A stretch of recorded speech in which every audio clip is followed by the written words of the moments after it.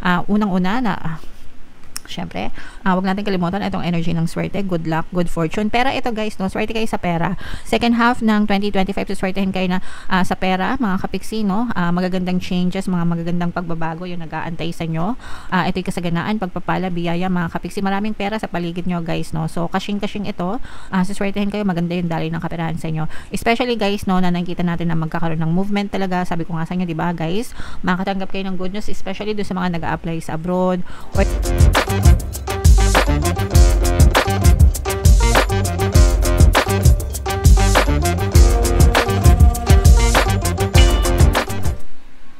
hello guys, hello Aquarius, welcome back to Pinoy Pixie tayo. Ang pamagat ng episode natin for tonight is second half kapalaran ngayong 2025, July to December mga kapixie. Para sa Aquarius, Sun, Moon, Rising, Sign, and Venus. Unahin natin itong deck na to guys. Tingnan natin yung mga mensahe sa inyo or yung mga paparating sa inyo guys ngayong second half ng 2025. We have self-respect mga kapigsi, no? Ito'y paalala mga kapigsi na alalahanin nyo yung sarili nyo guys. Self-love, self-care, self-worth, self-respect mga kapigsi. Baka kasi nakakalimutan nyo na yung sarili nyo guys, no?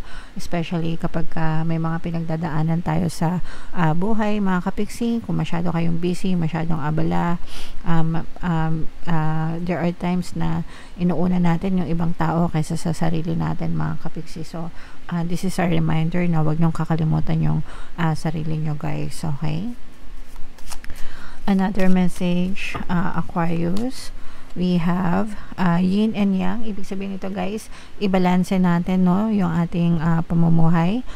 We cannot appreciate light without darkness, and we cannot appreciate darkness without light, no? So palagi nyo yung naririnig sa akin mga kapiksi. So whether maganda or whether hindi maganda yung nangyayari sa buhay natin, always natin siyang i-appreciate mga kapiksi, kasi doon natin makikita yung tunay na ganda ng pamumuhay mga kapiksi. And always ilagay sa moderation lahat ng bagay, ilagay sa tamang balanse mga kapiksi. Alright? And another message for you Aquarius, we have chivalry mga kapiksi. For some of you mga kapiksi, maaaring may manligaw, no? This is an indication na for some of you, sa mga single, sa mga available, sa mga hoping for a relationship mga kapiksi, maaaring may dumating sa inyo, maaaring magkaroon ng confession mga kapiksi. And also this is a reminder guys na maging magalang tayo sa ibang tao din, no? Hindi lang sa sarili natin mga kapiksi, pero irespeto rin natin yung ibang tao, maging magalang din tayo sa kanila guys. Kung gusto natin ng respeto, dapat we also give the same amount of respect to others guys, okay? So yeah, comment down below guys if feeling nyo naka-resonate kayo dyan. Tingnan natin kung ano yung ganap sa inyo Aquarius. Habang sinashuffle ko to, panoorin nyo muna yung video natin regarding sa ating paano mag-manifest ng abundance video course. Kapiksi, sawa ka na ba sa mga struggles at hirap sa buhay mo? Masipag ka ba at masikap sa buhay ngunit hindi ka pa rin umaasenso? Ilang beses ka na bang nag-attempt mag-negosyo at mag-invest pero palagi ka pa rin nalulugi? Sa pagkakataon na ito ay maaaring may subconscious beliefs ka na nagiging balakid sa iyong pag-unlad at pagyaman. Introducing, paano mag-manifest ng abundance video course. Dito ay matututunan mong ma-overcome ang mga balakid mo para tuluyan ka ng umunlad, umasenso, sumagana, maging matagumpay, successful at maswerte sa iyong kabuhayan, pera, trabaho, negosyo, salapi at kaperahan ng bonggang-bongga. Dali, mag-send na ng email sa pinoypixie@gmail.com at simulan na ang iyong pagyaman ngayon. Alright, so sa lahat ng gusto mag-avail ng course guys, naka-flash sa screen nyo. Una, meron tayong paano mag-manifest ng abundance video course. Meron din tayong paano mawala ang third party at magkaroon ng harmonious na relationship. And meron din tayong paano pabalikin si ex, revise, breakup. So sa mga interesado guys, mag-send lang kayo ng email sa pinoypixie@gmail.com. So, Aquarius guys, kayo ay represent ng Queen of Swords sa ating spread mga kapiksi. Latag natin yung spread nyo. And by the way guys, sa mga naghahanap ng mga pampaswerte na lucky charms, lucky bracelet guys, may mga items tayo. Sa description box nitong video, check nyo na lang yung mga items doon guys. Pwede nyo i-check out kung gusto nyo. So, anytime guys sa loob ng 6 months, no, dahil ito yung 6 months na reading, from July to December, pwede nyo ma-experience ito, mga kapiksi, okay? So, ito yung for July, August, September, mga kapiksi, both negative and positive yung babasahin natin. So, dito guys, merong presence ng Earth sign, Aquarius, Gemini, Libra, Earth signs, Capricorn, Taurus, Virgo, at saka fire signs guys, Aries, Leo, Sagittarius. So for some of you, maaring may mga ganyang sign kayo sa inyong natal chart, or you may be dealing with other people na may ganyang sign sa kanilang natal chart, mga kapiksi. So dito nakikita natin na for some of you, maghihilom yung mga sugat nyo, mga kapiksi, especially kung broken hearted kayo guys. So let's say for example, nakipag-break kayo or na broken hearted kayo ngayong January to June, mga kapiksi, nakikita natin na unti-unting maghihilom yung mga sugat nyo, guys. Actually, for some of you, pwedeng ma-rekindle yung mga relationship nyo, mga kapiksi, kung kayo ay meron ng mga partner o specific person and nagkagulo kayo, nagkalabo-labo kayo guys. Maaari maghilom yung mga sugat nyo, mga kapiksi, sa relationship, and maaring may chance na magkabalikan kayo or magka-reconcile kayo nitong person na to, mga kapiksi. For some of you naman guys, kagaya nga nung sabi natin, maaring may bagong person na dumating sa inyo when it comes to love and relationship, kapag tuluyan ng nag-heal yung sugat nyo. Kasi for some of you, parang nandun pa kayo sa stage ng healing, stage ng moving on, mga kapiksi. And usually itong mga new love connection, pumapasok ito kapag totally healed na kayo guys, no? So wag muna tayo masyadong magmadali guys, no? I mean, focus on yourself muna, focus on your healing kapag talagang okay na kayo guys. And yeah, so date na unli kung gusto nyo. Alright, okay. And for some of you naman, maaaring may good news, no? Unexpected ito, mga kapiksi. Parang may unexpected na good news, unexpected na balita, impormasyon pagdating sa kaperahan, mga kapiksi. For some of you, maaaring may minamanifest din kayo, and yung minamanifest nyo, parang let's say for example, January to June, sobrang tagal, sobrang slow, walang progress na halos makita kayo or maramdaman, pero ngayong pagpasok ng July, nandito yung progress, mga kapiksi. So medyo mapapadali yung proseso or kung ano man yung nilalakad nyo pagdating sa kaperahan guys.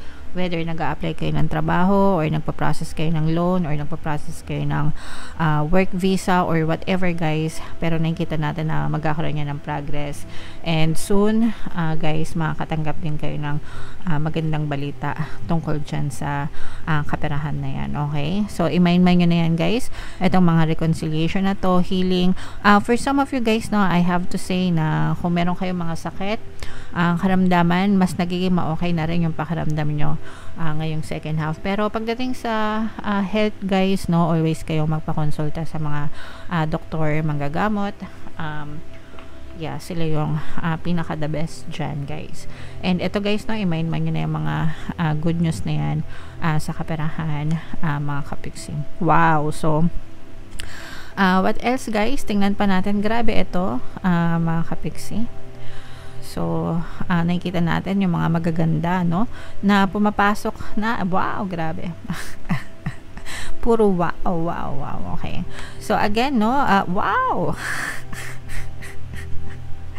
So, yeah. So, again, guys, no? Sa negative na nakita natin dito, mga kapiksi, actually, nag-iisang energy ito ng negative na nakita natin. Ito yung for October, November, December. So, may mga stress, mga kapiksi, na stress, anxiety na maaari kayong ma-experience. Ito namang stress, guys, no, mangyayari lang ito kapag ka nag-overthink kayo, okay? Kasi yung stress, nanggagaling yan sa overthinking ng isang tao, bagay, or sitwasyon na paulit-ulit nyong iniisip. Kaya kayo na-stress, no? Pero kung ayaw nyo ma-stress, wag kayo mag-isip. Okay, pero for some of you guys, na maaari kayong maka-experience niyan. So, medyo iwas-iwasan nyo na lang mag-isip. Iwas-iwasan nyo mag-overthink, mga kapiksi, para hindi kayo masyadong ma-stress, guys. Okay? Now, eto na, guys, yung mga kagandahan na sinasabi ko sa inyo. Unang-una na, syempre, Wag natin kalimutan itong energy ng swerte, good luck, good fortune. Pera ito guys, no? Swerte kayo sa pera. Second half ng 2025, swertehin kayo na sa pera, mga kapiksi, no? Magagandang changes, mga magagandang pagbabago yung nag-aantay sa inyo. Ito'y kasaganaan, pagpapala, biyaya, mga kapiksi. Maraming pera sa paligid nyo guys, no? So, kashing-kashing ito. Swertehin kayo, maganda yung daloy ng kaperahan sa inyo.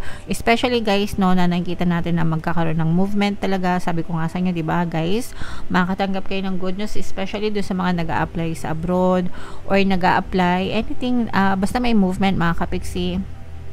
Kung meron kayong mga inaantay na good news or whatever guys, sa mga application nyo, sa mga pinaprocess nyo na may kinalaman sa negosyo, sa trabaho, sa investment, lahat yan mag-move mga kapiksi, no? And yung movement nyan guys, magdadala ng mga magagandang pagbabago and talaga magdadala ng magandang swerte sa inyo mga kapiksi. Matutuloy yung mga pirmahan ng mga kontrata guys, no? May mga malalaking project, may mga malalaking kliyente, no? Depende sa kung ano man yung source of income nyo guys, employment man kayo or investment or negosyo or kung kayo mga freelancers mga kapiksi. Pero mga malalaking kliyente, mga malalaking projects yung maaaring ma-close nyo, yung mga deals na yan guys, kaya talagang limpak-limpak, no? Siksik, liglig at nag-uumapaw na kaperahan guys yung nag-aantay sa inyo. Especially kung ang mga trabaho nyo or ang mga negosyo nyo may kinalaman sa travel guys. So let's say for example, meron kayong travel tours, meron kayong nag-grab ganyan or nagpapasada, anything na may kinalaman sa transportation mga kapiksi, super highlighted yung mga negosyo nyo or yung mga source of income nyo mga kapiksi. Bukod dyan, meron pa kayong mga good karma. So itong good karma na to guys, itong mga swerte na to, ito'y bahagi ng inyong good karma mga kapiksi. So si universe talaga yung nagbibigay sa inyo ng mga swerte dahil din sa good karma nyo guys, okay? So grabe Aquarius, talagang super blessed kayo, super swerte kayo guys pagdating sa kaperahan. I-mind nyo na lahat yan, lahat ng narinig nyo guys. I-mind nyo na and comment down below mga kapiksi if feeling nyo naka-resonate kayo dyan sa mga messages na yan, okay? So, bunot lang tayo ng isa pang additional na message para sa inyo. Love is the reason. Pag-ibig ang dahilan, mga kapiksi. Okay? Pag-ibig ang dahilan ng kasiyahan at kaligayahan natin. Pag-ibig din ang dahilan kung ba tayo umiiyak. Pero whatever guys, no?